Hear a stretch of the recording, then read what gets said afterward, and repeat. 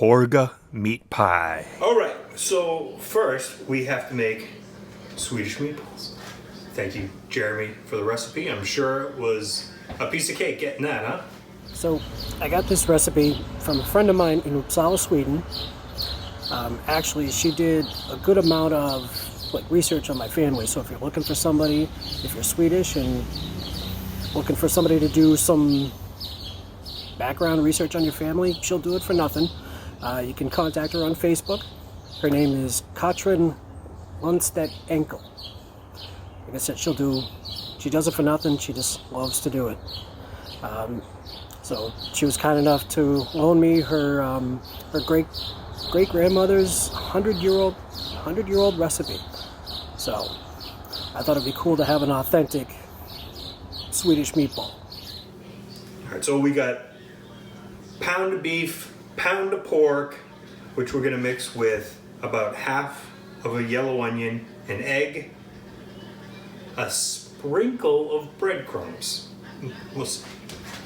teaspoon of salt, half a teaspoon of pepper, and some condensed milk. We're gonna use that very sparingly. So just kind of, a little bit of brown gravy. Once these are done, gonna kind of marinate them while we prepare the rest of the pie.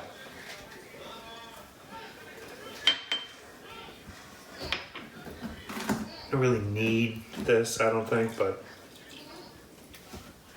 it's in the recipe. What are you gonna do?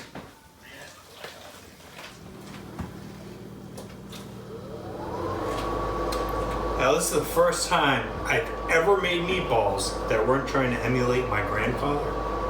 Because the way he made meatballs, he couldn't even tell me the recipe. He just did it by smell.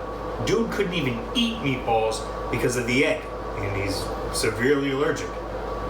But it was something his mom taught him, so he made meatballs every week, and it was like a big family thing.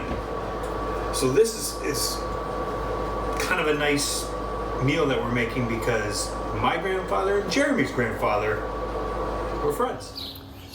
Yeah, so Mike and I, our grandfathers both knew each other. They were both members of a local VFW post, and we're pretty good friends. I used to hang out at the VFW with my grandfather all the time. I remember one time we got Red Sox tickets through my work, so I took my grandfather. We were like 5 rows from the field, and they just got absolutely crushed. It was like 21-2. This is Boston, so we're at Fenway Park. And so about the 5th inning, it's almost like 10 o'clock. He looks at me, he goes, now mind you, he's 92 at the time. He goes, you about ready? I said, all right. So we're leaving, and halfway back he goes, oh, do you want to go stop at the post?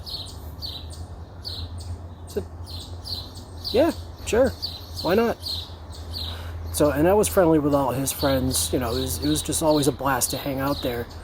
So we get there probably around 10:15, and we just proceeded to just tie one off. Both of us just got blitzed, and it was probably one of the best times I've ever had. I enjoyed him interacting with his friends, talking about things that they've done, places they've gone. But that was a fun night. Just him doing like blueberry schnapps or raspberry shots. It was just a good time. So now we fry the meatballs. Melt a quarter stick of butter.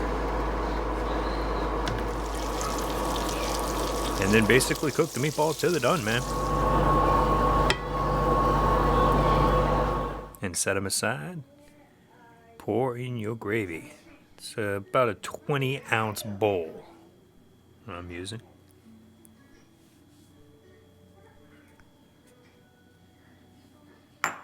Let them sit for a little bit and put them in the fridge while we prepare the rest of the pie.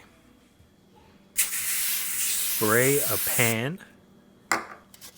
I shaved 3 medium potatoes and roast that at 400 degrees until they're browned. Another quarter stick of butter. Onion, a cup of corn, a cup of carrots, a cup of peas.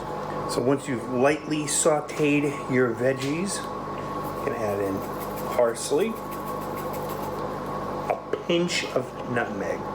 Not much at all. 1/4 teaspoon of allspice. Lightly roasted potatoes. And your meatball and gravy mix.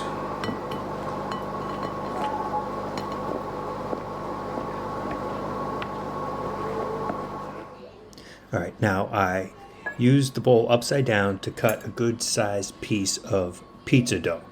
And you're gonna spray the pan very well so nothing sticks. Stretch that out and then scoop in your filling. Use another piece of pizza dough about the same size and cover the top. Cook that at 350 for about 20 minutes. Let's give this a try, huh?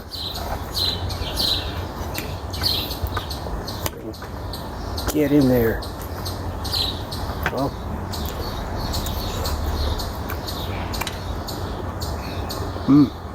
that's good. That's a good meat tart. And typically, like, Swedish meatballs aren't the most, like, flavorful. It's all about the sauce, really.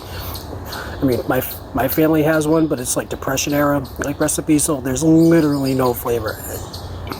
But this is a very good recipe. It looks like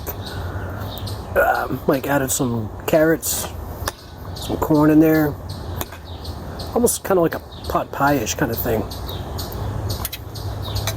But very good. Skull.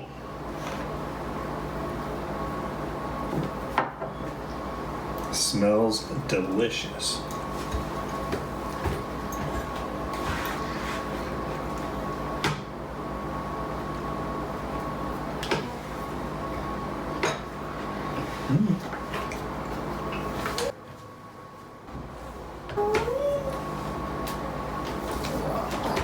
Really good.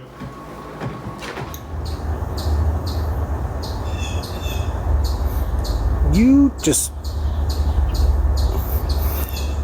gotta bring it over that line, don't you?